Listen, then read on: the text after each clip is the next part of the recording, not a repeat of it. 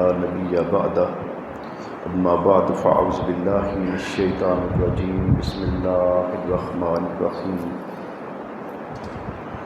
سیدنا عبداللہ بن عباس رضی اللہ تعالیٰ عنہ فرماتے ہیں کہ مختلف لوگ اکٹھے تھے، میں بھی ان کے درمیان کھڑا تھا۔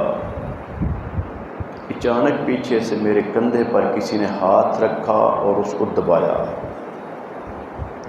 میں نے مڑ کے دیکھا تو سیدنا حیدر کرار رضی اللہ تعالیٰ عنہ تھے۔ فرمانے لگے اللہ کی قسم، اس صاحب یعنی میت کی طرف اشارہ کر کے، اب ان کے بعد اور کوئی نہیں کہ جن کے بارے میں میری یہ دعا ہو، اور میں یہ چاہتا ہوں کہ میری زندگی ان کی طرح کی ہو جائے، میری عبادات ان کی طرح سے ہو جائیں، میرے روز و شب ان کی طرح سے ہو جائیں۔ یعنی یہ آئیڈیل شخصیت تھی جن کی یہ میت پڑی ہے، اور وہ میت کن کی تھی؟ سیدنا فاروق اعظم رضی اللہ تعالیٰ عنہ، سیدنا علی رضی اللہ تعالیٰ عنہ، سیدنا فاروق اعظم رضی اللہ تعالیٰ عنہ کو اپنا آئیڈیل بتا رہے ہیں۔ گواہی کون دے رہے ہیں؟ عبداللہ بن عباس۔ عباس کون ہیں؟ علی رضی اللہ تعالیٰ عنہ کے چچا ہیں، جن کے نام پر اپنے بیٹے کا بھی نام عباس رکھا۔ یہ جو آپ شیعوں کا جھنڈا دیکھتے ہیں اس کے اوپر وہ پنجہ لگا ہوتا ہے، وہ عباس بن علی کے نام کی نشانی رکھی جاتی ہے۔ اسی طریقے سے سیدنا حیدر کرار کے صاحبزادے ہیں محمد بن حنفیہ۔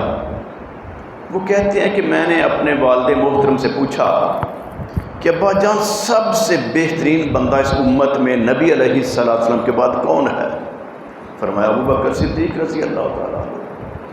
اچھا ان کے بعد کون ہیں؟ فرمایا عمر فاروق رضی اللہ تعالیٰ عنہ۔ کہتے ہیں اب میرے دل میں خیال آیا کہ اب میں نے پوچھا نا تو یہ عثمان کا نام لیں گے، تو میں نے اب سوال بدل دیا۔ میں نے کہا پھر ان دونوں کے بعد تو آپ ہیں نا؟